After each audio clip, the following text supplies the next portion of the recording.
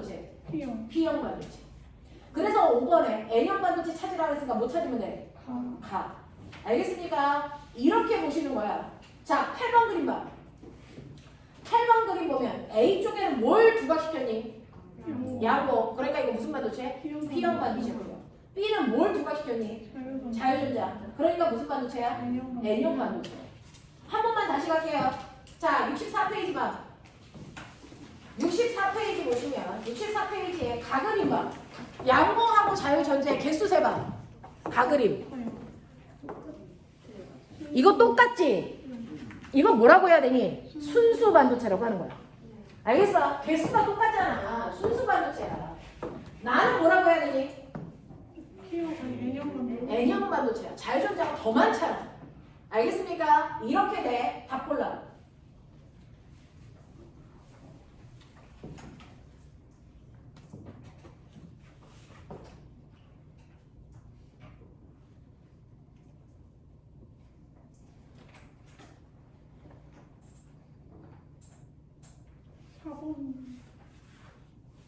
몇 번일 것 같냐? 4번이죠. 답이 그냥 보여. 전기 파트부터는 어렵지 않다 했잖아. 앞에 역학이 문제야. 전기부터는 어렵지 않아. 알겠습니까? 이런 느낌으로 간다. 2번 봐. 2번의 각은 무슨 반도체? P형 반도체. 네, 양봉 보이죠? P형 반도체예요. 나그림 보세요. 무슨 반도체예요? P형 반도체. P형 반도체예요. 양봉이 더 많잖아요. 됐어. 이렇게 된다. 답 찾아.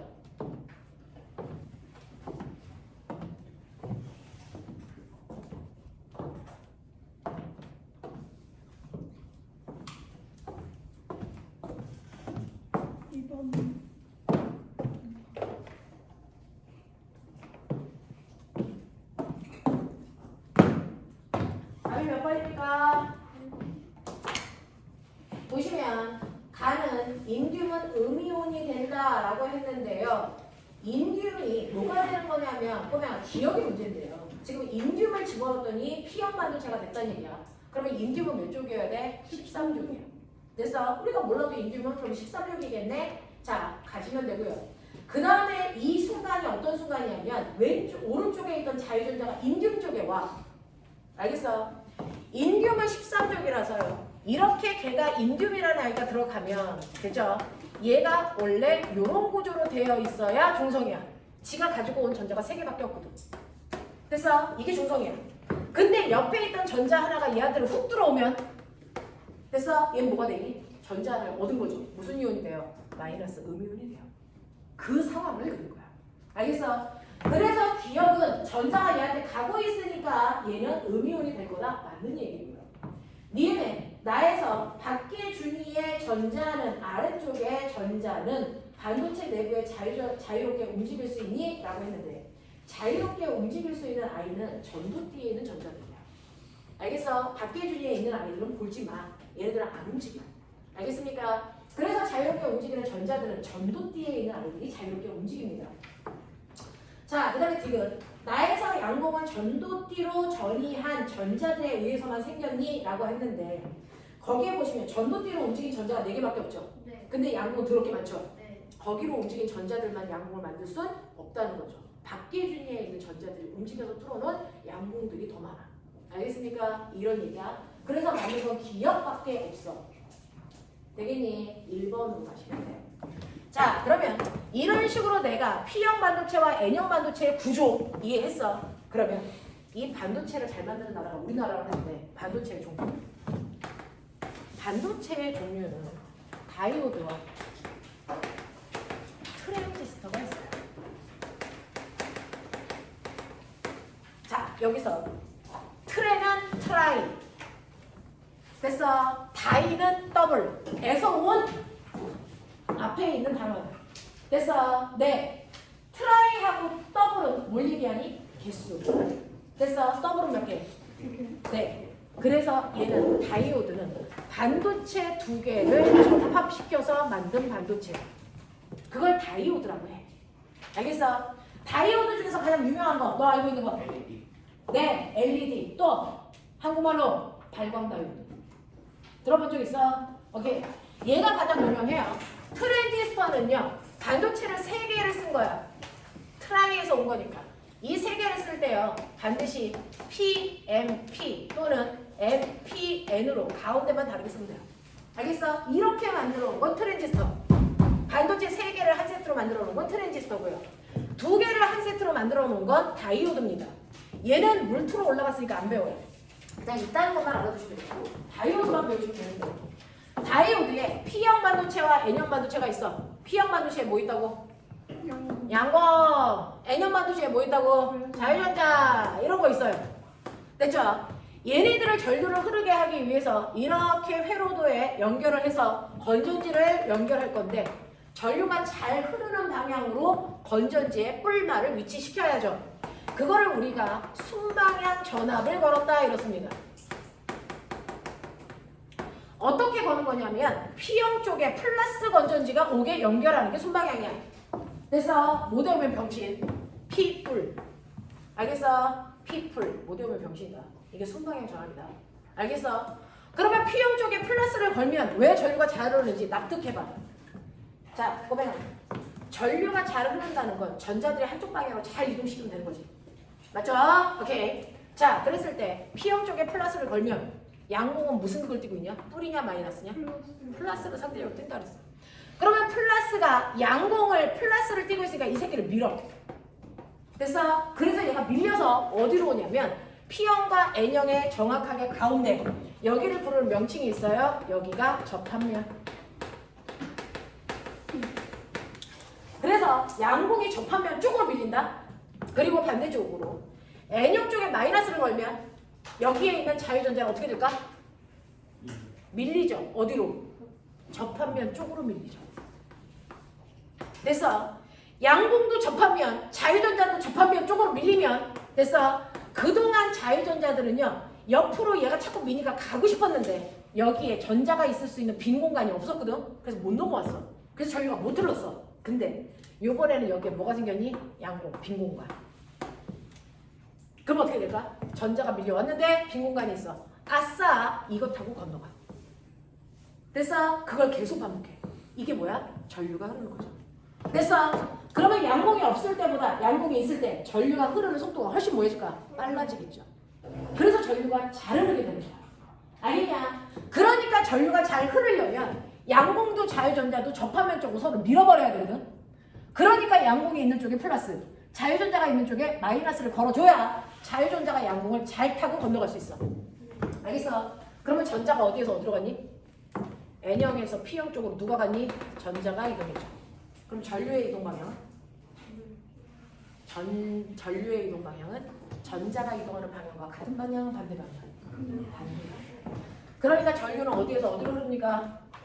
전류는 P형에서 N형 쪽으로 이렇게 전류가 흐르게 하는 거죠. 그래 중학교 때 배웠죠. 전류는 무슨 극에서 무슨 극으로 흘러요? 플러스에서 나와서 마이너스 쪽으로 흐르는 거 맞죠? 그 상태로 만드는 거야. 알겠어? 그래서 P형 쪽에서는 전류를 보내고요. N형 쪽에서 전류가 올라오려면 못 오게 막아버리고요. 이렇게 해서 P형과 N형을 기호로 표현하면 P형은 삼각형, N형은 막대기로 표현한 이게 다이오드의 표현 방법이야. 근데 이걸 어디서 본 적이 있나? 이 표시 본 적 있냐? 안 봤어도 표시는 아니야. 저거 뭐냐? 플레이 일시정지. 그 버튼이죠. 그래서 플레이를 누르면 순방향으로 전압이 걸려서 전류가 흐릅니다. 근데 한 번 더 누르면 일시정지죠. 전류 안 흐르죠. 내가 통제했죠. 어떻게 하면 안 흐르게 할 수 있니? 전압의 방향을 뒤집는 거야. 한 번 더 누르면 전압의 방향이 뒤집어져요. 그래서 그러면 이쪽이 마이너스가 되고 이쪽이 플러스가 되면 전자들을 거꾸로 이쪽으로 당기고요. 양공들을 이쪽으로 당기는데 그러면 당긴 이 전자가 갈 데가 있어 없어? 없어요. 그래서 안 눌러요. 됐죠? 그래서 이 플레이 버튼에 한 번 누르면 순방향으로 연결되어 있게끔 하는 거고요. 한 번 더 누르면 역방향 전압이 걸려서 그래서 전류가 흐르지 못하게 만들어 놓는 거야. 알겠습니까? 이게 플레이 버튼이고 이때 얘가 P형을 얘가 N형을 표현한다. 알겠어? 네. 이렇게 해서 전류가 흘렀다 안 안 흘렀다 하면서 플레이가 됐다가 던졌다가 할 수도 있고요. 또 하나. 여기에 이렇게 자유전자가 드글드글 있는데 여기 밑에 양봉을 뚫어놔. 아래 껍질에. 그러면 위 껍질에 있는 전자가 아래 껍질로 뭐하니? 내려오죠. 내려올 때 에너지를 뭐 한다 그랬어요? 방출한다 그랬죠. 근데 나 양봉이 있는 이 껍질이 몇 번째 껍질인 줄 알아요? 두 번째 껍질. 그러면 전자들이 두 번째 껍질로 내려올 때 뭘 방출? 뭐 방출? 발목이열이 뭔데? 가시광선. 눈에 보여 안 보여? 보이죠? 빛이죠. 빛의 삼원색. 빨, 초, 타. 이 중에서 에너지가 제일 작은 거. 빨간. 그거. 세 번째 껍질에 있는 전자가 두 번째 껍질에 있는 양봉을 내려오게 하면 빨간색을 넣어줘. 빨간색보다 조금 에너지가 큰 거 무슨 색? 초록색. 알겠어? 초록색은 전자를 됐어. 네 번째 껍질에 있게끔 해서 네 번째 껍질에 있는 전자가 양봉으로 내려오게 해. 이게 초록색이야. 됐어. 그 다음에 에너지가 조금 더 큰 거 무슨 색? 파란색. 파란색은 다섯 번째 껍질에 있는 전자를 두 번째 껍질에 있는 양봉으로 떨어뜨리는 거야. 됐어. 이렇게 해서 내가 빨초파라고 하는 RGB에 해당되는 빛의 삼원색을 만들어낸 거야. 됐어. 그래서 핸드폰에서 색깔을 만들 때요. 됐죠? 그 핸드폰마다 구역마다 색깔을 만드는 작은 방들이 있어. 뭐지 말? 픽셀. 한국말로 화소. 알겠습니까? 네. 라고 하면 이 화소들이 빽빽하게 되어 있는 게 핸드폰 화면이야. 네 화면 안에 픽셀이 몇 개 들어있게? 몇만 화소짜리 핸드폰 사셨어요. 나 예쁜 핸드폰 사지 말고 기능을 봐! 몇만 화소? 500만 화소. 500만 화소. 네 핸드폰 화면 안에 이 반에 500만 개가 들어있대. 그 얘기. 근데 하나의 방마다 그래서 뭐가 들어있니? RGB가 한 세트씩 들어있어. 한 방마다. 엄청나지 않니? 눈에 보이지도 않는 세포 같은 크기야. 그 안에 RGB가 다 들어있어. 한 세트씩. 그랬을 때 나 여기에서 빨간색 만들어야 돼. 그럼 뭐? 세 번째 껍질에 있는 전자만 떨어뜨려. 빨갛게 보이게 하는 거야. 노란색 만들고 싶어. 빨간색과 초록색을 동시에 떨어뜨리면 노란색이 돼. 흰색 만들고 싶어. 다 떨어뜨리면 돼. 알겠어? 이렇게 해서 매 순간 그때그때마다 전자들 중에 뭐를 어느 방에서 떨어뜨릴지를 결정해서 색깔을 만들어내는 게 핸드폰이야. 얼마나 얘가 수고하고 있는지 아니? 그래서 이렇게 해서 빛을 만드는 그래서 네 핸드폰을 라이트 일렉트로닉 디스플레이 LED 방식이라고 합니다. 알겠어? 이걸 하고 있는 게 삼성인 거죠. LED. 알겠습니까? 이렇게 만들어진 거야. 이렇게. 자 이런 식으로 해서 빛내는 다이오드. 그죠? 이 또한 자유전자가 있는 부분이 뭐야? N형 반도체. 양봉에 있는 부분이 뭐야? P형 반도체. 되겠냐? 그래서 N형에서 P형 반도체 쪽으로 전자가 떨어지게 하면서 빛을 방출하게 하는 방식. 이렇게 해서 핸드폰이나 노트북이나 그 다음에 컴퓨터나 TV나 그렇게 해서 색깔을 만드는 방식이 LED 방식이에요. 이게 반도체를 이용한 거고 그 반도체를 발광 다이오드라고 합니다. 그래서 그걸 영어로 LED라고 부르는 거죠. 하겠냐? 이렇게 됩니다. 이렇게. 자, 이런 식으로 해서 여러분들이 원하는 총천연 색깔을 만들 수 있는데 문제가 있어요. 그러면 우리 집은 내가 다이오드를 연결할 건데 어느 쪽이 플러스야? 너 콘센트 꼽을 때 플러스 잘 보고 꼽아야죠. 콘센트 꼽을 때 뿔마 잘 봐야죠. 건전지를 연결하는데 거꾸로 연결하면 전류 흘러 안 흘러? 안 흐르죠. 그럼 콘센트를 꼽을 때 어떻게 꼽아야 돼? 우리 어떻게 꼽니? 아무렇게나 꼽죠. 왜 그럴까요? 왜 그럴까요? 우리 집은 뿔마가 매 순간 바뀝니다. 그래서 실제로 건전지처럼 한쪽에 플러스 마이너스가 결정되어 있으면 그 결정된 방향을 잘 보고 꼽으셔야죠. 근데 우리 그러지 않잖아요. 왠 줄 아세요? 우리 집은요. 한 번은 이쪽이 플러스, 이쪽이 마이너스에 전압이 됐다가 그 다음 순간에는 거꾸로 마이너스 플러스로 전압이 매 순간 바뀝니다. 그래서 그러면 한쪽 방향으로 전압이 결정되어 있는 건 뭐야? 진유전압. 매 순간 전압이 바뀌는 거 무슨 전압? 교류 전압. 우리 집은 교류 전압이 좋아요. 그러니까 콘센트 꼽을 때 뿔만 안 보고 꼽잖아요. 필요가 없어요. 알겠어? 우리 집은 매 순간 교류 전압이 걸리는데 문제 있다. 반도체가 이렇게 되어 있으면 플러스가 이쪽이고 마이너스가 이쪽일 때가 순방향이죠. 전류 흐르죠. 이때 꼬마종에 불 들어오죠. LED 꼬마종에. 근데 뒤집혀서 역방향이 되면 꼬마종에 불 들어올까 안 들어올까? 안 들어와요. 그래서 우리 집은요.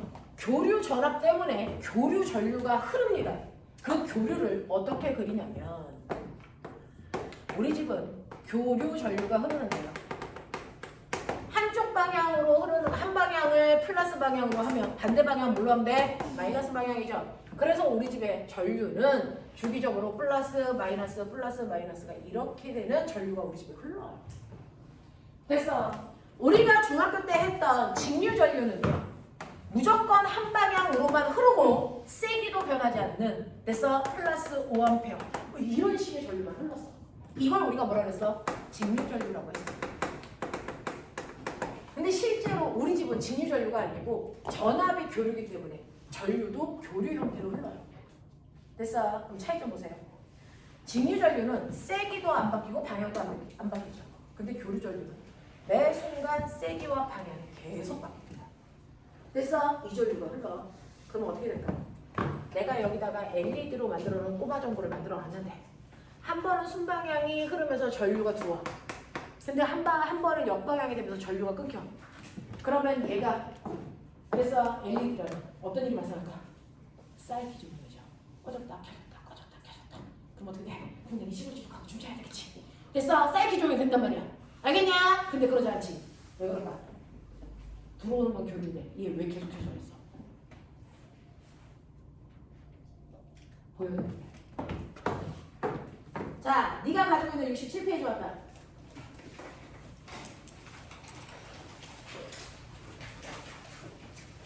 67페이지에 꼬맹아 8번 그림 잠깐 보고 갈게요.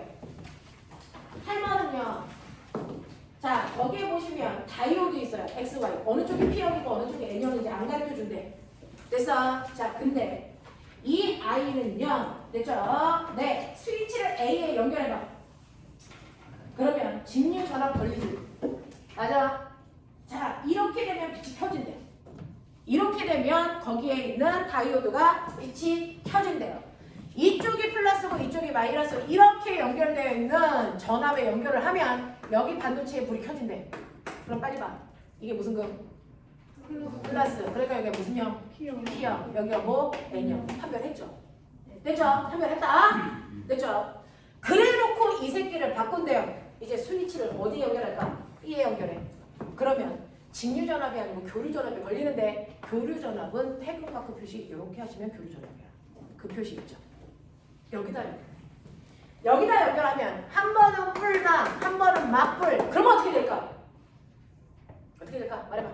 뿔망일 때 켜져. 맞뿔일 때 꺼져. 사이키 좀 합니다.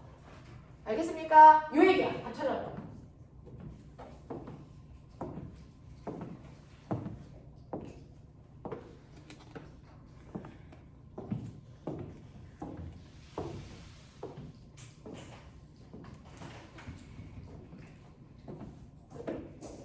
몇 번일까요? 2번이요. 2번이지요. 되겠습니까? 네. 알고 보면 별거 아닙니다. 그 위로 올라가니까 7번. 그러면 나 사이키 주면 싫어. 이렇게 계속 켜지게 해줘. 그게 바로 7번 그림. 7번 그림처럼 거기에는 선생님이 거기 키워 잘 보세요. 아까 밑에는 발광 다이오드라고 한국말로 써져 있는데 거기는 다이오드 표시 어떻게 했죠? 이렇게 되어 있는 게 하나가 다이오드야. 거기 다이오드 몇 개 연결됐니? 4개. 4개요.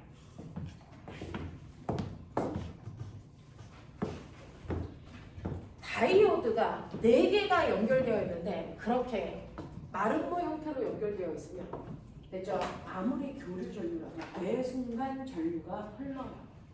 그래서 꼬마 정도의 불이 계속 켜집니다. 알겠냐? 실제로요. 교류 전류가 흐를 때는요. 반도체를 회로도에 하나만 이런 식으로 연결해 놓으면 순방향에 해당되는 전류가 흐를 때만 꼬마 정도의 불이 들어왔다가 역방향이 걸리는 순간에는 불이 안 들어오고 꺼져요. 그랬다가 순방향이 되면 그제서야 다시 불이 켜져요. 이렇게 된다고. 그러면 어떤 일이 발생하니? 전력 손실이 일어나요. 낭비가 되죠. 이때는 우리가 못 쓰게 되잖아요. 됐죠? 이걸 해결하기 위해서 내가 만들어 놓은 게 그 마름모 형태야. 그러면 그 마름모 형태를 보시면 선생님이 프로젝트 연결 안 했어요. 시간이 없어가지고 잘 따라가 보세요. 자, A 방향으로 이렇게 흘러요. 이렇게 가요. 됐죠? A 방향 이렇게 흐른다는 건 여기가 플러스 여기가 마이너스가 됐다는 얘기야. 자, 이렇게 해서 A 방향을 따라서 전류가 흐를 때요. 자, 이제 마름모야. 여기가 이렇게 되어 있어. 되겠죠? 자, 이렇게 되어 있을 때요. 얘는 여기가 이쪽 방향, 이쪽 방향, 이쪽 방향, 이쪽 방향 이렇게 되어 있다. 자, 이때요. 전류가 흐릅니다. 됐죠? 플러스를 따라서 이렇게 오면 여기에서 이렇게 가려고 그러는데 막혀. 못 가. 맞아? 그 뜻이야. 이렇게 가려고 그러면 여기는 가세요. 그랬으니까 지나갈 수 있어. 무슨 말인지 알죠? 그래서 이 새끼 이렇게 지나갑니다. 됐죠? 그 다음에 얘가 이렇게 지나가서 그 다음에 됐어? 일로 가려니까 뭐해? 막혀. 못 가지. 그죠? 그럼 어디로 갑니까? 옆에 있는 저항을 지나가요. 맞죠? 그래서 이렇게 따라와서 얘가 어디 연결되는 줄 아세요? 여기랑 연결되어 있어요. 여기로 왔어요. 그리고 나면 얘는 됐어? 이쪽으로도 갈 수 있고 이쪽으로도 갈 수 있어. 근데 그러면 일로 가면 어떤 일이 발생하냐? 일로 가면 어떤 일이 발생하니? 아까 들어왔던 플러스로 다시 들어가. 말 돼야 돼? 안 돼요. 그러니까 일로 못 가. 대신에 일로 따라가봐. 됐어? 일로 따라가면 얘가 이렇게 해서 이렇게 들어가죠. 이해돼? 네. 이해돼? 네. 회로도를 복잡하게 꼬아놨지만 얘는 결국은 이렇게 해서 저항 지나서 이렇게 해서 얘 지나서 이렇게 들어갑니다. 그래서 플러스에서 나와서 마이너스로 들어가는 겁니다. 이때 지나간 반도체가 바로 D2하고 뭐 지나간 거예요? D4 지나간 거예요. 그러면서 저항에서 전류가 이렇게 흘러갔죠. 납득하니? 됐어? 그러면 거꾸로 역방향이 걸려. 여기가 플러스 여기가 마이너스야. 그럼 출발 어떻게 하니? 일로 가야죠. 일로 나가서 위로 들어와야 돼요. 됐죠? 가보자. 일로 왔어. 됐어? 일로 왔습니다. 자, 일로 오고 나서 여러분들 여기 왔어. 여기서 어떻게 가니? 일로 가면 막히지. 그러니까 아까 안 간 이 길로 가. 맞죠? 아까 안 간 길로 가요. 이 길로 왔다가 여기에서 일로 갈 수도 있고 일로 갈 수도 있는데 여기로 가면 막히죠. 못 가. 그래서 이렇게 해서 저항해서 또 아래로 전류가 흘러. 그래서 따라 이렇게 왔다가 여기서 어떻게 합니까? 여기서 어떻게 합니까? 일로 가죠. 그래서 이렇게 흘러서 아까 반대쪽으로 들어가죠. 알겠습니까? 이렇게 돼요. 그래서 B로 흐르면 이때는 아까 안 간 어디를 지나갑니까? D1하고 D3를 지나가죠. 이렇게 지나가요. 알겠어? A로 흐르면 여러분들이 보신 것처럼 D2를 지나서 D4로 가는 거예요. 이렇게 가요. 됐죠? 그래서 순방향일 때 지나가는 다이오드와 역방향일 때 지나가는 다이오드의 종류가 달라.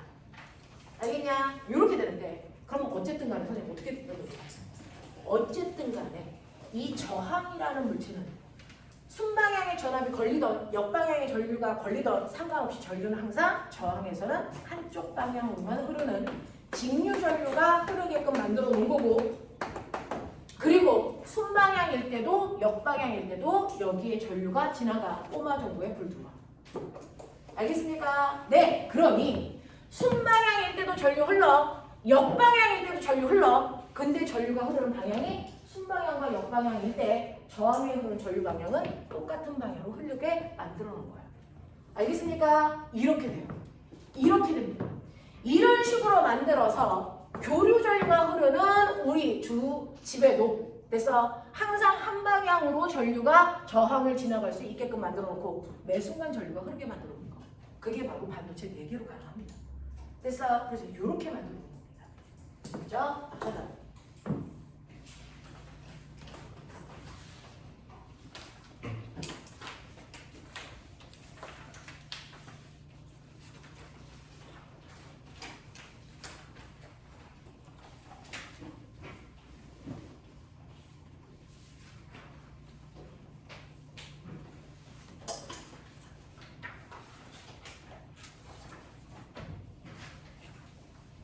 이해 안 되는 사람 답이 몇 번? 3번. 안 돼요? 3번이죠. 자, 기억 보시면 Pn접합 다이오드는 한 방향으로만 전류가 흐르게 하는 특성이 있어요. 네, 여기서는 모두 다 뭘 기준으로 본다? 저항을 기준으로 보시면 돼요. Pn접합 다이오드는 한 방향으로 전류가 흐르게 하는 능력을 가지고 있습니다. 맞는 거고요. A 방향으로 전류가 흐를 때는 D2에는 순방향 다이어스가 걸립니까? 라고 하는 다이어스를 바이러스라고 이름 주고 이거 뭐야? 전압이 걸립니까? 이 뜻이에요. 다이어스는 반도체에서 쓰는 전압이라는 단어예요. 각각의 분야마다 그래서 자기의 말을 쓰고 싶어 해요. 그래서 우리는 순수 물리에서는 전압이라고 하지만 반도체 파트에서는 전압을 다이어스라고 한다. 알겠습니까? 같은 말. 자, 그래서 A 방향에서 전류가 흐를 때는 D2에 그래서 네, 전류가 지나가죠. 지나간다는 얘기는 얘네들이 이 순간 순방향 전압이 걸렸다는 얘기죠. 자, 그 다음에 여러분들이 보시면 지금 시간이 2분의 3t일 때 2분의 3t 찾았어요? t와 2t 사이겠죠. 이때 자, 저항은 전류가 흐르지 않습니까? 라고 했어요. 꼬맹아, 얘한테 전류가 안 흐를 때가 있었어? 없었어? 없었어. 항상 흘렀어. 알겠어? 이렇게 반도체를 마름모로 만들어 놓으면 순방향일 때도 흐르지만 역방향일 때도 전류가 다 흐른다. 알겠습니까? 요 얘기잖아요. 그래서 답은 정확하게 3번으로 가시면 된다. 빨랐나요? 괜찮나요? 네, 감사합니다. 자, 그래서 숙제는 어디까지 확인하시면 되냐면, 그죠? 68페이지까지 문제 푸시는데, 문제 양은 조금 많은데요. 그래서 난이도는 역학이랑 비교하면 훨씬 낮아져요. 그죠? 그래서 전기 파트나 파도 파트는 그냥 수업 시간에 그래 라고 들으시면 되는 건데, 자꾸 수업 시간에 보시면 안 됩니다. 이 시간에 졸리는 이유가 없는데. 방학 안 하는 손. 100% 다 했어요. 근데 강화 안 했어? 했어요. 자, 학교도 안 가는데 아침에 얼마나 꿀잠 자겠어? 아침에 몇 시에 일어나? 아침에 일어나지 않잖아, 너네가. 아침이 없는 생활을 하고 있잖아. 학원에 10시부터 수업 시작하지 않니?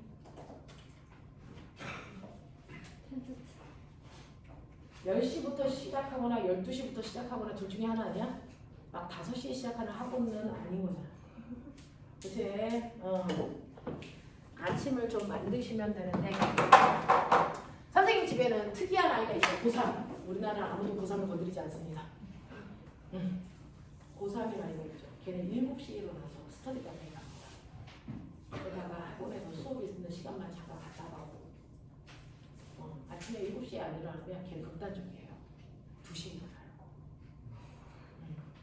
그래서 7시에 일어나서 스터디 카페를 가려고 노력하더라고요. 전 2시에 일어나요. 자, 그러니 자는 시간, 일어나는 시간 잘 정리하셔야 되는데 고3 되면 한 6시, 7시 이때 일어나는 생활을 하셔야 돼요. 왜냐면 수능이 8시 50분부터 시작이니까. 그래서 그때 공부에 할 수 있는 초집중을 할 수 있는 머리를 만들어야 되니까 일어나는 시간은 그거보다 2-3시간 전이어야 되잖아요. 그래서 6시나 7시에 일어나면 되고요. 6시부터 6시 반까지가 우뇌와 잔해가 붙는데요. 그래서 암기가 되게 잘 된다고 송원 선생님이 저한테 얘기해 줬어요. 이 우뇌와 잔해가 서로 정보 교류를 아침 6시부터 6시 반까지 한대요. 한 2시에 하면 좋겠는데 그 시간 한대. 애가 아침형 인간이야. 그래서 아침형 인간들은 암기력이 좋대요. 그 뇌가 붙은 시간에 활동하니까. 근데 저는 저녁형 인간이죠. 저는 암기를 잘 못하는데 너네들은 지금 암기가 필요한 시점에 공부를 하고 있죠? 6시부터 6시 반까지 공부하려면 적어도 5시에는 일어나셔야죠. 뭐? 그 정도는 다 일어나는 거 아니야? 5시면 신문 와 있는데? 근데 일어나서 씻고 밥 먹고 책상에다가 앉아있으면 뇌가 쫙 굳어가지고 암기가 잘 되겠죠? 그러면 하루에 영어 단어 1000개씩은 외우겠죠? 해봐. 그런데 자, 80페이지 잠깐 펴죠. 30분 남았어요. 자, 80페이지 잠깐 피시면 방학이라서 조금 내용이 가벼워서 쭉쭉 지나가는데 80페이지에 있는 내용 되게 안 읽어. 이게 어디서 배웠어? 중학교 2학년 때 배웠던 오른나사. 그래서 내가 제일 싫어하는 게 오른손. 그래서 오른나사 먹기. 누가 얘기할게? 야, 누군가가 오른손 쓰는 방법을 알려준 과학자가 있진 않겠니? 그런 생각은 안 해봤니? 누구게? 누구게? 누구게? 암페어. 암페어. 됐어. 이 아저씨가 프랑스 사람이야. 프랑스 식으로 읽어봐. 앙페르. 됐어. 원래 이름이 앙페르. 그래서 미국 놈들이 암페어라고 읽은 거야.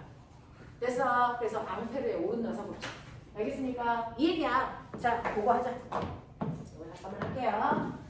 자, 여러분들이 보시면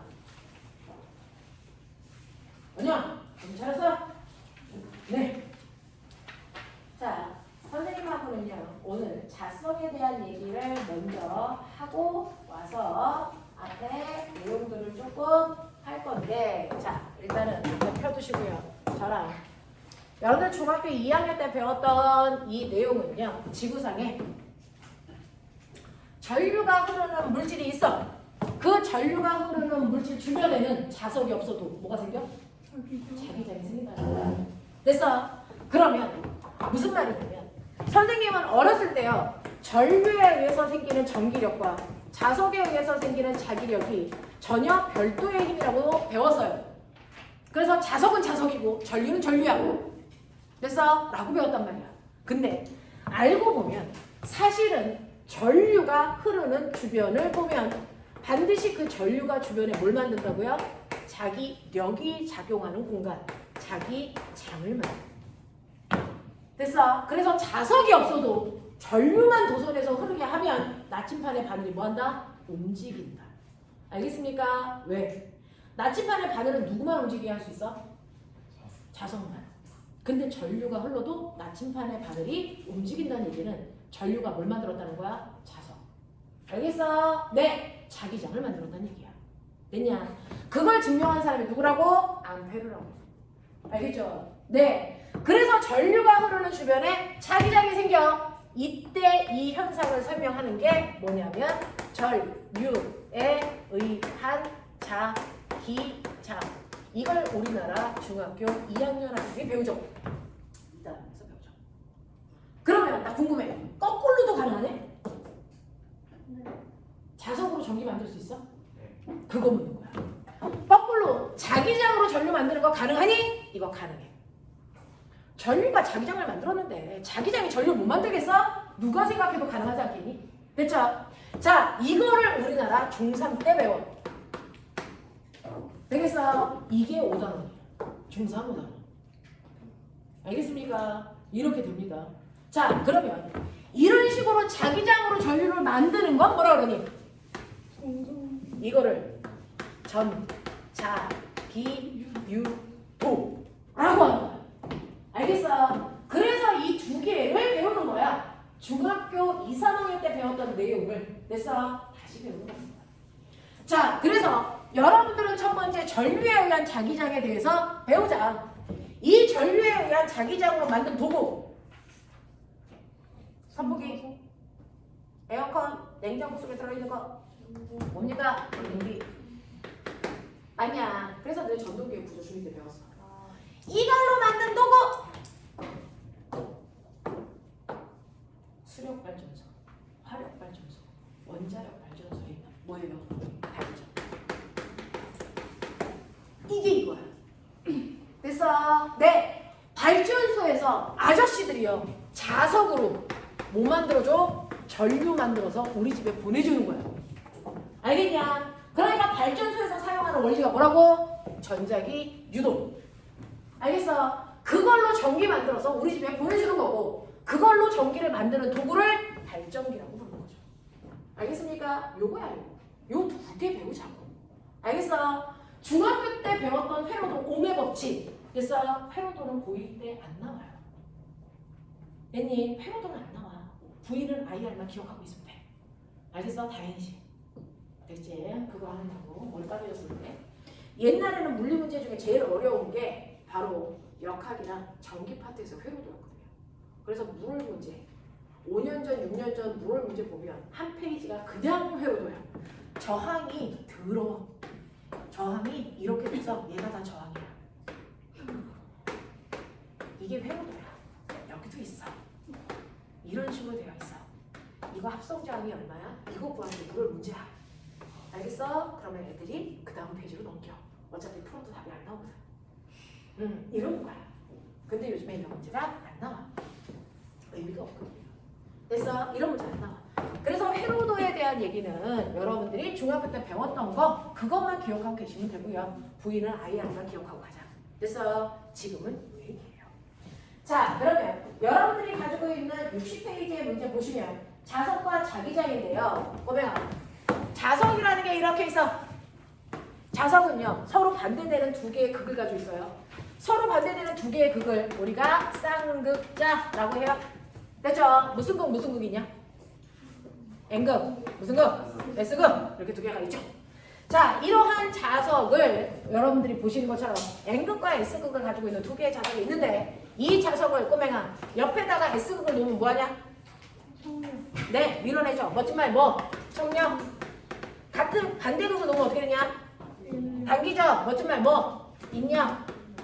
됐어. 네, 이렇게 자석의 N극과 S극 사이에 작용하는 인력과 청력을 우리가 뭐라 그런다? 자기력이라고 표현해요. 알겠어? 네, 거꾸로요. 플러스극, 마이너스극 사이에 작용하는 인력과 청력은 뭐라 그래요? 정리력. 알겠어? 이렇게 얘기하는 거야. 되겠죠? 네, 그 중에서 자기력이라는 건 N극과 S극 사이에 서로 밀거나 당기는 힘을 얘기하는데 자, 서로 같은 극끼리는 밀어내는 청력, 반대 극끼리는 당기는 인력이 작용해. 됐어? 이런 자석을 내가 자르고 싶어? 반쪽을 잘라서 와! 그러면 얘는 S극이다! 말해봐. 맞아, 틀려? 틀려? 틀려? 네. 틀려? 네. 어떻게 되는데? 저희 똑같이. 다시 NS가 다시 생겨. 또 자르면? 또 생겨. 또 자르면? 언제까지? 언제까지? 하나의 원자가 남을 때까지 NS가 계속 생겨요. 사실은 저 NS라는 그건 원자 단위로 생기는 거야. 그러니까 하나의 원자가 남을 때까지 계속 NS가 생긴다? 그러면 원자 하나가 남았어. 핵을 터뜨려. 그럼 NS가 어떻게 될까? 그때 없어져. 됐어. 원자가 폭발하는 그 순간만 없어지는 거지. 자석을 그냥 자른다고 해서 NS를 분리시킬 수 있다 없다? 없다. 근데 난 그 NS가 왜 생기는지 궁금해. 됐어. 여기에 있는 전류의 자기장하고 전자기 유도 이것도 중요하지만 나는 이 물질에 전자를 계속 잘라도 NS가 생긴다 그러는데 저 자성이 생기는 원인이 뭔지 궁금하다고요. 그 자성이 생기는 원인을 설명하고 있는 게 여러분들이 가지고 있는 100페이지.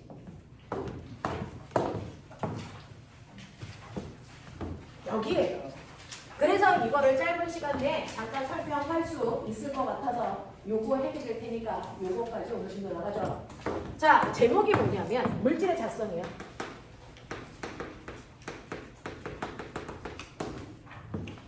자, 자석의 성질을 줄여서 자성이라고 합니다. 자, 성현아, 물질은 자성을 띠고 있는데 그래서 그 자성이 어디서 오는지 볼게 라고 하면 모든 물질은 더 이상 쪼갤 수 없는 뭘로 되어 있다고? 모든 물질은 더 이상 쪼갤 수 없는 가장 작은 입자 원자로 되어 있다. 돌턴이 그래서 그치? 자, 원자로 되어 있다고 나는 생각했는데 알고 보니까 원자 속에는 뭐가 있니? 원자 핵이 있죠. 그리고 그 바깥에 뭐가 있니? 전자가 있는데 이제 사고력. 전자가 저기에 가만히 있으면 어떤 일이 발생할까요? 그렇죠. 전자가 원자 바깥쪽에 전자가 이렇게 가만히 있으면 됐어. 양성자가 잡아당기는 힘이 너무 세니까 얘가 가벼운 전자가 끌려가서 여기 이렇게 붙어버려야 돼. 여기 있을 수 있어 없어? 없어. 근데 나 여기 있고 싶어. 그래서 어떻게 하고 있어 얘? 어떻게 하고 있어? 야 태양한테 지구가 먹히고 싶냐? 이 새끼가 태양이죠.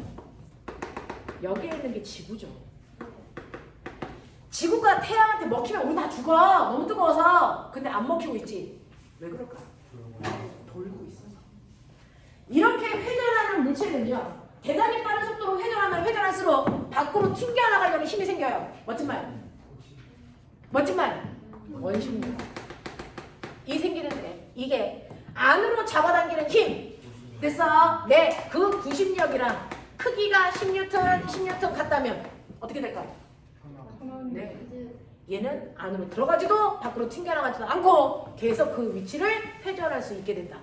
근데 만약에 밖으로 튕겨나가는 힘이 10이 아니고 8로 줄었어. 어떻게 될까? 먹히죠. 만약에 이 힘이 18이 됐어. 어떻게 되니? 튕겨나가죠.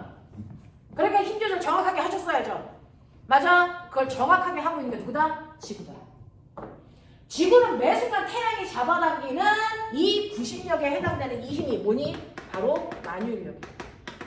만유인력이라는 힘으로 지구를 잡아당기고 있어. 근데 안 끌려가. 왜? 지구가 그 힘하고 똑같은 크기를 만들려고 됐어. 속도를 조절해가면서 돌기 때문이야.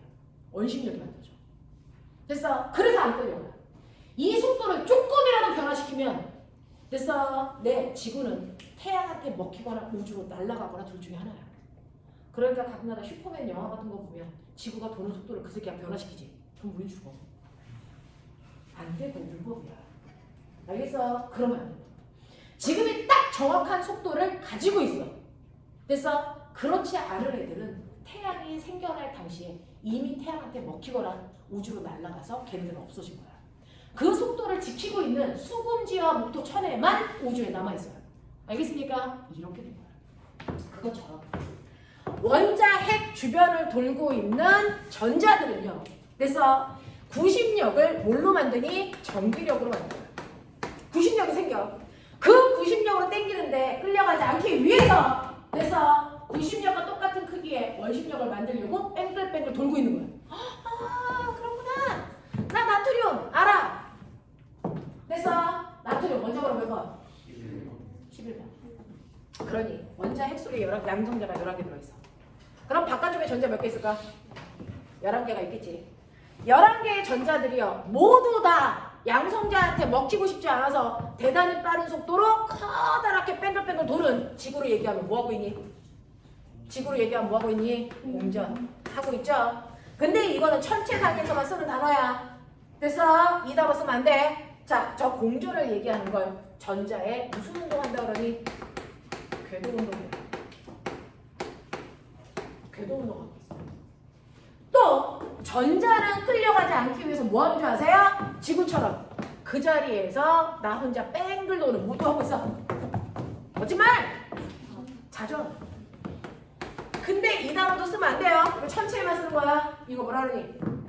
학 시간에 배웠잖아. 이씨. 전자에 스피노. 맞아? 요거 하는 거. 그래서 모든 전자들은요. 자전과 공전을 동시에 하고 있어요. 그래서 자전과 공전을 동시에 하면서 전자들이 막 회전하고 있는데 전자가 이렇게 움직이면 거꾸로 전류는 이렇게 흐르는 거죠. 순간. 됐죠? 전자 운동 방향과 반대 방향의 전류 흐르는 방향이야. 그래서 전자가 이쪽으로 움직인다면 순간 이 전자가 만든 전류 방향은 이쪽이야. 전류가 흐르게 돼. 근데 우리 앙페르가 있겠지. 전류가 흐르는 주변에 무조건 뭐가 생긴다고? 자기장. 알겠어? 그러니 전자가 이렇게 끊임없이 전자가 운동하게 되면 그 운동에 의해서 전류가 흐르는 거고 전류가 흐르면 그 주변에 반드시 뭐가 생긴다? 자기장을 갖게 된다는 겁니다. 그러면 전자가 움직이니까 그 전자가 움직이는 방향에 따라서 얘 NS극이라는 게 주변에 생겨. 전자마다. 알겠어? 이해되겠습니까? 그러니까 나트륨은 무려 11개의 전자들이 각각의 자기만의 운동 방향으로 돌아. 어떤 새끼는 이렇게 돌고 어떤 새끼는 이렇게 돌고. 알겠습니까? 됐어? 수영아. 전자들 11개가 각각의 자기만의 방향으로 도니까 얘가 갖는 NS의 방향이 다 중구난방이야. 사실. 됐어? 원자 속에 있는 전자들이 갖는 NS의 방향이 다 달라요. 다 다르게 이렇게 생긴다고요. 이렇게 생긴 전자를 무려 나트륨은 11개나 가지고 있다. 됐어? 그러면 어떻게 되냐면 그 11개의 전자들이 가지고 있는 N이라는 이 방향의 합력이 바로 나트륨이라는 원자 하나의 자기장 방향이에요. 됐어? 그래서 얘네들의 합력에 의해서 그 합성된 자기장이 나타나는데 자, 11개를 합성하니까 어떻게 되냐면 이쪽 방향이 N극, 이쪽 방향이 S극이 나타나요. 됐어? 이렇게요. 이렇게요. 그래서 지구상에 있는 아이들은 그 아이들 안에 있는 전자들이 움직이니까 됐어? 각각의 전자들이 자기장을 갖게 되고 그 원자 속에 있는 전자들의 지성아 전자들이 가지고 있는 자기장에 합성된 방향으로 원자의 자기장이 나타난다. 알겠어? 그랬을 때 두 가지예요. 원자는 이렇게 자기장이 뚜렷하게 나오는 걸 우리가 원자 자성이 있다라고 하고요. 자기장에 합력이 뚜렷하게 나오지 않아서 NS가 없어. 이걸 우리가 원자 자성이 없다라고 표현하는 두 가지 형태의 원자가 만들어집니다. 그래서 자, 근데 원자 자성이 있는 원자들 중에서 그 원자들로 만들어진 물질 중에서 각각의 원자들이 가지고 있는 자화된 방향이 다 똑같이 이쪽을 향해. 선생님이 화살표 머리로 표현한 게 N이야. S, N, S, N, S 이렇게 배열되어 있는 원자들로 구성된 물질이 있어. 얘가 뭘까? 자철석이고 그걸로 만들어진 이 물질이 바로 영구자석이에요. 어떤 줄 알아요? 안쪽에 있는 NS는요 서로 반대극이니까 서로 힘을 상쇄시키는 거예요. 근데 얘를 상쇄시킬 애가 있어 없어? 없어. 그러니까 이쪽에 N극, 이쪽이 S극이 된 거예요. 됐어. 이게 바로 영구자석이야. 근데 네가 영구자석을 잘라? 여길 잘라버려봐. 여길 자르는 거죠. 여기를 자르면 어떤 일이 발생합니까? 여기를 자르면 아까 상쇄된 이 S가 상쇄가 안 되니까 얘가 다시 드러나. 그래서 NS가 생긴 거야. 또 잘라. 그러면 여기에 있는 S가 상쇄가 안 되니까 얘가 다시 드러나죠. 그래서 자석은 잘라도 계속 두 개의 극을 갖습니다. 무슨 말인지 알겠어? 이렇게 되는 거야. 이게 자석이야. 이게 영구자석이야. 됐어? 근데 이러한 특성을 가지고 있는 건 자철성만 그래요. 일반적인 철이나 굴이나 이런 애들은 어떨까? 그런 애들은요. 됐어. 실제로 원자 자성이 있는 원자들로 되어 있는데 예명할 그 원자들이 수두룩 뻑적지근하게 이렇게 들어가 있는데 얘네들의 자화된 방향이 다 중요합니다. 이런 식으로. 그러면 어디가 N, S 이게 나타날까 안 나타날까? 안 나타납니다. 그래서 철 같은 애들은 자석이니 아니니? 아니잖아요. 됐어. 원자 자성이 있는 원자로 되어 있지만 걔네들이 자화되어 있는 방향이 다 중구난방이라서 자석의 성질이 드러나잖아요. 그래서 이렇게 돼. 일반적인 물질은. 근데 내가 여기다가 밖에다가 영구자석을 이렇게 갖다 놓을게. N, S. 그럼 어떻게 되는 줄 알아? 실제로 자석은요. N극에서 S극 방향으로 자기력이 작용한다 라고 약속하고 이 선을 그려놓은 걸 우리가 자기력선이라고 해요. 자기력선은 무조건 N극에서 S극을 향하는 방향으로 그린 거예요. 그래서 밖에 있는 영구자석이 자기장을 만들면 그 자기장이 있는 공간 안에 자화되어 있는 원자들이 있어. 영향을 받을까 말까? 받을까 말까? 정확하게 받습니다. 어떻게 해요? 어떻게 해요?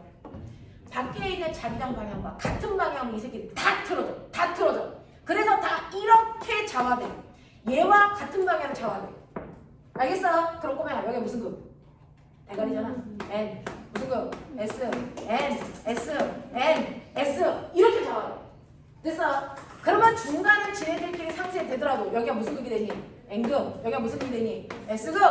이렇게 자화가 되는데 자 이때 여기가 S극인데 자석은 무슨 극이었어? N극. 자석과 뭐가 작용하니? 인력. 반대편 볼게. 여기가 S인데 여기가 뭐야?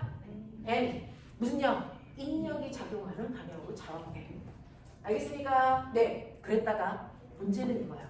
이걸 치우면 성현아! 이걸 치우면 어떤 일이 발생할까? 다시 돌아갈까? 이 상태를 유지할까? 두 가지가 다르다. 이 상태를 대단히 오랜 시간 동안 유지하는 물질이 있어. 그걸 원자자성이 있는 물질 중에 우리는 강자성체다 이렇게 부를 거야. 이게 철덩어리야. 그래서 철에다가 너네가 자석을 갖다가 막 비벼 자화시키는 거야. 됐어? 그랬다가 자석을 치우고 나서 철덩어리에 클립 갖다 붙이면 붙어 안 붙어? 붙어. 왜? 자화된 상태를 유지하고 있으니까. 그래서 철은 강자성체야. 알겠어? 자, 근데 내가 자석을 치우는 순간 원래대로 돌아가는 아이들이 있어요. 이거를 우리는 상자성체라고 해요. 얘가 집에서 쓰는 쿠킹 오일이에요. 알루미늄. 그래서 알루미늄 안에다 자석 집어넣고 클립을 갖다 대면 쿠킹 오일에 붙어요. 근데 붙어있는 상태에서 안에 있는 자석을 빼면 클립이 바로 떨어집니다. 자성을 잃어서 그래요. 알겠습니까? 이렇게 됩니다. 그래서 강자성체와 상자성체는 원자자성이 있는 물질들 안에서 나타나는 성질이야. 근데 원자자성이 없는 이 새끼가 문제야. 얘가 있어. 원자자성이 없는 아이는요, 실제로 원자 속에는 자성이 드러나지 않아. 합력이 0이거든요.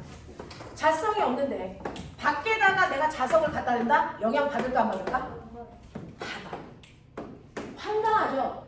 자기가 원자 자성이 없는데 밖에 있는 자석의 영향을 받아. 성현아, 밖에 있는 자석의 영향을 받는다. 근데 대단히 이상하게 받아. 어떻게 받아요? 밖에 있는 자기장이 N극에서 S극 방향으로 자기장이 생기죠. 그러면 갑자기 얘 때문에 얘가 자기장이 생겨버려. 근데 어떻게? 반대 방향으로 생겨요. 반대 방향으로 생겨요. 그러니까 불러. 무슨 극? N, S, N, S, N, S.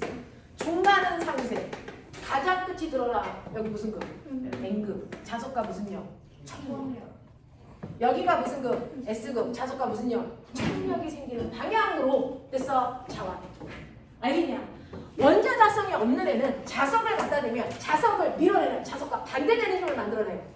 됐습니까? 이거를 우리가 뭐라 그런다? 반자성체라고 합니다. 천력이 작용하는 방향으로 자화됩니다. 그랬다가 이 자석을 치우면 어떻게 될까? 얘는 빠른 속도로 자성을 잃어버려요. 됐어? 이런 애가 있어. 이 아이의 대표적인 게 누굴까?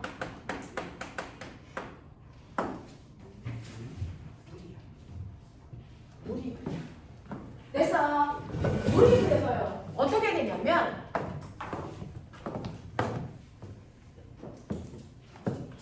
여러분들이요.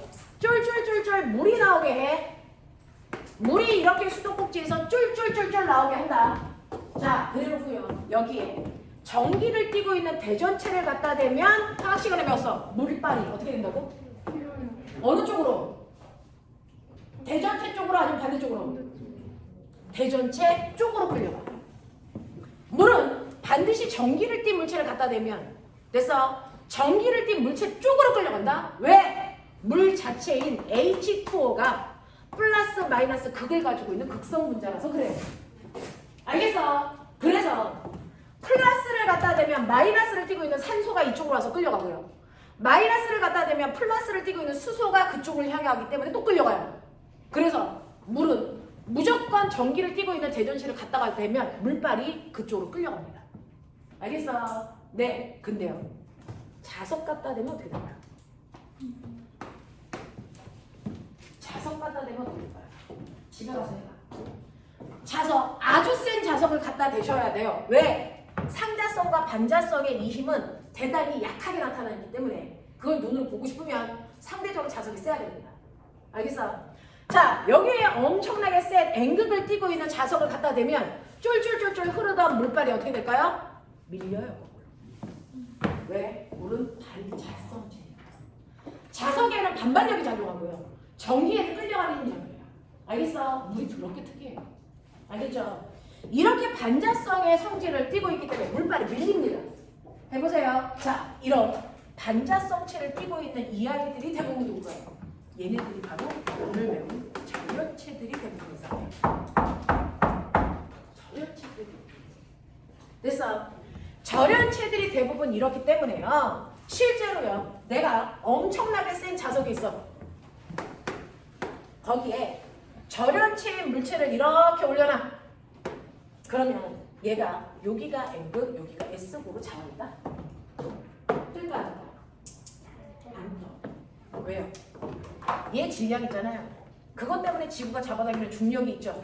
그게 10N이라고 해봐. 그러면 자석에 비는 청력이 작용하죠. 그게 1N밖에 안 돼. 똥꼬가 들릴까 안 들릴까? 안 들려. 뜨고 싶은데 뜨진 않아. 알겠어? 이 상태야. 뜨게 해봐. 뜨고 싶다며! 뜨게 해봐. 방법. 그걸 찾아낸 사람이요. 마이스너라는 과학자야.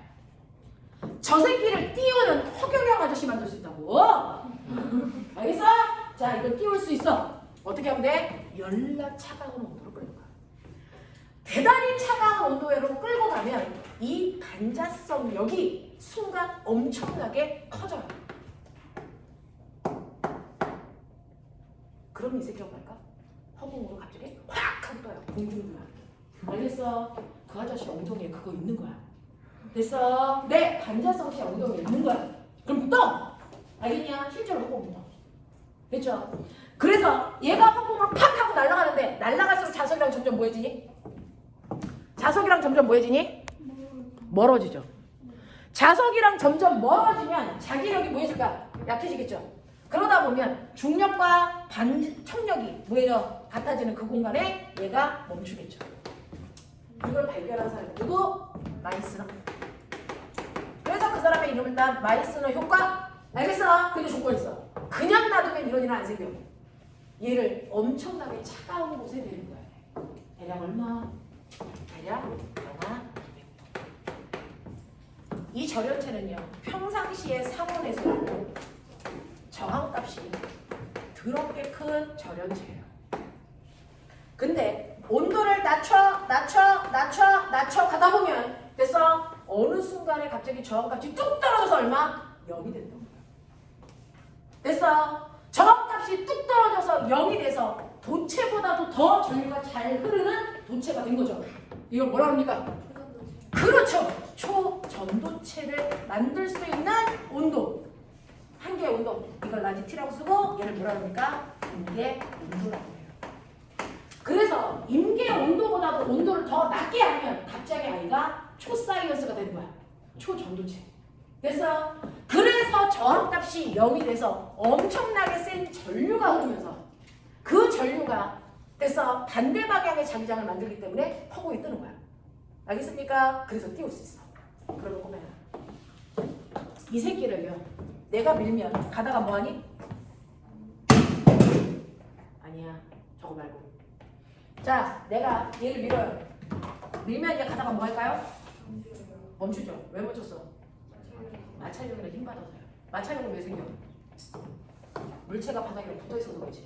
그럼 얘를 띄워봐. 마찰력 있겠어 없겠어? 그러면 한 번 밀면 어떻게 되겠어? 계속 가겠지. 전기 쓸 필요 있어 없어? 없죠. 맞아요? 그러니까 전철을요 바닥에서 띄워. 그래서 한번 툭 하고 밀어. 그럼 그 속도 그 방향으로 어떻게 해야겠니? 쭉 가. 전기 쓸 필요 있어 없어? 없죠. 그게 누구야? 자기 부상물자. 근데 조건 있어. 그거 타러 가려면 땅바닥이 영하 200도야. 박하가사. 알겠어? 너네 냉동인간을 만드는 온도 영하 200도. 저기 들어갈 때 멀어. 그럼 내릴 때 해동시켜주면 되잖아. 그런 거야. 알겠어? 그래서 이런 식으로 해서 초전도체를 만들면 아이를 띄울 수 있는데 문제는 임계 온도가 너무 낮아. 이 온도를 낮추는데 모든 전기를 다 쓰고도 모자라. 그럼 실용성이 있니 없니? 없죠. 그럼 어떻게 해야 돼 이제 너네는 다 과거가 거야. 가서 너네가 해야 되는 거야. 임계 온도를 최대한 끌어올릴 수 있는 방법을 찾는 거야. 그래서 몇 도가 임계 온도가 되게 하면 되겠니? 상호. 지금 러시아가 전쟁이 되기 전에 전 세계 과학자들이 다 러시아에 모여가지고요. 저걸 연구했었어. 임계 온도를 최대한 높이는 방법. 알겠어? 그래서 우리나라 서부대 팀이 영하 50도까지 올려놨어. 근데 애새끼가 전쟁을 일으킨 거야. 됐어. 이거 가지고 뭐 만들려고 그러는 줄 아세요? 인공태양. 요거만 설명 끊을게요. 인공태양은요.